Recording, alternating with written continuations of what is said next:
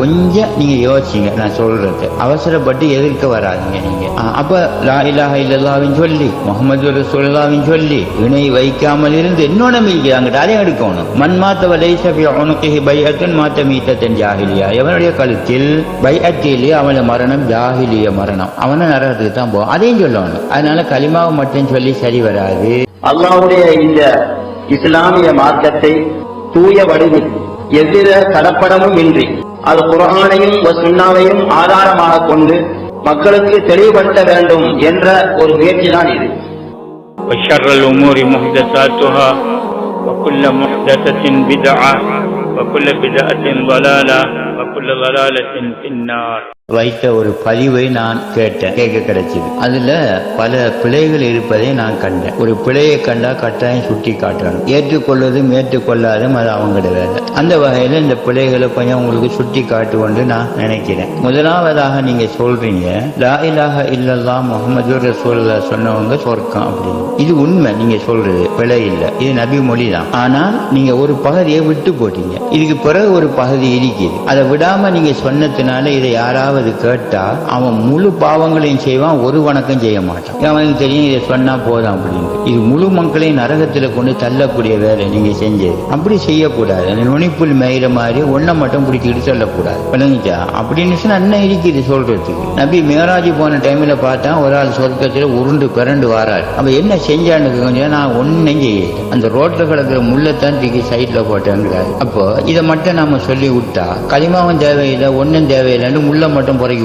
போட்டுட்டு கிடப்பாங்க. அப்ப நாம செய்யற பெரிய ஒரு அநியாயம் அவங்களுக்கு. அப்படி செய்யக்கூடாது. அக்க உண்மையை பூரணமா சொல்லணும். அப்ப நீங்க சொன்ன உண்மை வந்திருக்குது, மன் கால லா இலாஹ இல்லல்லாஹ் முஹம்மது ரசூலுல்லாஹ். ஆனா அதுக்கு பின்னுக்கு வருது வலம் யுஷ்ரிக் பி ஷைஅன், கடுகு பிரமாணமும் சிறுக்கு வைக்காமல் இருக்குன்னு வந்து அப்பதான் சொர்க்கம் போவோம். ஆனா கலிமாவை சொல்லி போட்டு சிறுக்கு வைக்கிறான் ஒருத்தன், மீலாதுல்லா கொண்டாடுறான், அவனோட பாடு முடிஞ்சுது. கலிமாவை சொல்லிட்டு சவுதியில போய் மக்கா இமாமுக்கு பின்னுக்கு தொழுகிறான், முடிஞ்சுது அவனோட வேலை. ஏன் அங்க பிஜயத்து 2 பாங்கு நடக்குது. கலிமாவை சொல்லிட்டு அங்க போய் நோம்புல தங்கி இருந்து 23 தராவியை தொழுவிக்கிறாங்க, தொழுகிறான், முடிஞ்சது அவனோட பாடு. இதெல்லாம் சிறுக்கு வேலை இல்லை. அப்ப இணை வைக்காமல் இருக்கணும், அதை நீங்க விட்டுட்டீங்க. அதையே சேர்த்து சொல்லணும், வல்லம் யுஷ்ரிக் பி ஷைஅன். அப்பதான் சிறுக்கு வைக்க மாட்டான், நூல் கட்ட மாட்டான், துணியும் செய்ய மாட்டான், மீலாத்துல்லா கொண்டாட மாட்டான், கூட்டுத்துவா பாத்தியா ஓத மாட்டான், ராசியம் கத்தம் பாத்தியா ஓத மாட்டான், வெள்ளிக்கிழமை 2 பாங்கு சொல்ல மாட்டான், 23 சொல்ல மாட்டான். அப்பதான் அவனுக்கு விளங்கும். நீங்க சொல்லாம விட்டா முழுதையும் செஞ்சுக்கிட்டு இருப்பாங்க. அதுல ஒண்ணு நீங்களாவது இந்த 2ஐயும் சொல்லிட்டீங்க, லா இலாஹ இல்லல்லாஹ் முஹம்மது ரசூலுல்லாஹ். அதிகமான உலமாக்கள் மேடையில இதை சொல்றது இல்ல, வெறுமனே மன் கால லா இலாஹ இல்லல்லாஹ் தஹல் ஜன்னாம்பாங்க. லா இலாஹ இல்லல்லாஹ் சொன்னா சொல்றாங்க, அவங்க முஹம்மது ரசூலுல்லாஹும் இல்ல. ஏதோ நீங்க கொஞ்சம் பரவாயில்லைன்னு சொல்லணும் மற்றவங்களை கவனிச்சு. அப்ப இது ஒரு பெரிய பட. அப்படி செய்யக்கூடாது, முழுமையாக சொல்லணும். ஒவ்வொரு இடத்துல ஒவ்வொரு மாதிரி வர எல்லாத்தையும் சேர்த்துதான் மார்க்கம். அப்படி இல்லாம தனியை மட்டும் ஒண்ணு சொன்னா அந்த முள்ளுகள் எடுத்து சைட்ல போட்டு வர மட்டும் சொன்னா போதும். இன்னொரு இடத்துல நபி சொன்னாங்க மன்சல்லல் பர்தையும் தஹல் ஜன்னா, இஷாவும் அசரும் யாரு சரியா தொழுவான்னு சொல்லிட்டாங்க. அப்ப 3 நேரம் தேவையில விட்டுட்டு 2 தொழலாமே, 3 வக்தாவது 3 நேரம் தொழுகிறான், அதையும் விட்டுட்டு 2 தொழலாமே. கொஞ்சம் நீங்க யோசிங்க, நான் சொல்றது அவசரப்பட்டு எதிர்க்க வராதிங்க நீங்க.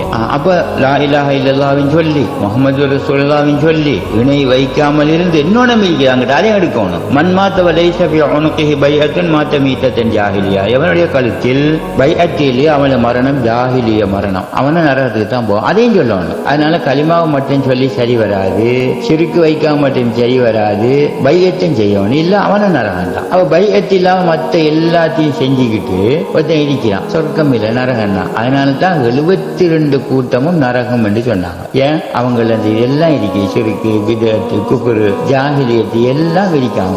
இந்த ஒரு கூட்டத்துல மட்டும் இருக்காங்க. உண்மையில நீங்க பாத்தீங்கன்னா வந்து பாருங்க, எந்த கூட்டத்துல நாங்க லா இலாஹ இல்லல்லாஹ் சொல்லி முஹம்மது ரசூலுல்லாஹ் சொல்லி இணை வைக்காமல் பைஅத்தை செஞ்சு நாங்க இருக்கிறோம். அதனால தான் ஒரு கூட்டம் சொல்றோம், அது ஜமாஅத்துல் முஸ்லிமீன் என்றும் அது ஜமாஅ என்றும் மாஅன அலைஹி அஸ்ஹாபி என்றும் இப்படி சொல்லிக்கிறாங்க. 3 ஒண்ணுதான். அப்ப நீங்க முதலாவது விட்ட பிழை இது. ஒரு வகையில மற்ற உலமாக்களை கவனிச்சு நீங்க பரவாயில்ல 2 சொல்லிட்டீங்க, அவங்க 1 தான் சொல்றாங்க. அப்ப இது உண்மையிலேயே பெரிய ஆபத்து, மக்களுக்கு வச்சு பாதுகாக்கணும், சரியா எல்லாத்தையும் சொல்லணும். 2வது பிழை என்னன்னு கேட்டா, நீங்க சொல்றீங்க அந்த சகோதரர் முஸ்லீம்கள் நரகம் செல்வார்கள் என்று வந்திருக்கக்கூடிய வசனங்களை மட்டும்தான் நீங்க ஓதி காட்டுறீங்க, அல்லாஹ் இரக்கம் காட்டு போன ஆயத்துக்களை சொல்ல மாட்டீங்கிறீங்க. அப்ப குர்ஆன்ல முஸ்லீம்கள் நரகம் போவார்கள் என்ற ஆயத்து இருக்குதுண்டா அதை சொன்ன பிழை இல்லையே. அதுதானே சொல்லணும். ஒருத்தன் விபச்சாரம் செய்யறவன் நரகம் போவான்னு இருக்குது, அதை சொல்லணும். அப்பதான் செய்ய மாட்டான். ஒருத்தன் பிரிஞ்சு இருக்கிறான், பிரிவினை சிறுக்குன்னு வந்தா அந்த ஆயத்துக்களை ஓதி காட்டணும். பையத்து செய்யாட்டி ஜாஹிலிய மௌத்தின்னு வந்தா அந்த ஹதீஸை சொல்லி காட்டணும். அப்பதான் அவங்க திருந்துவாங்க. அதை எடுத்து காட்டுறது பிழை இல்லை. வணங்குச்சா?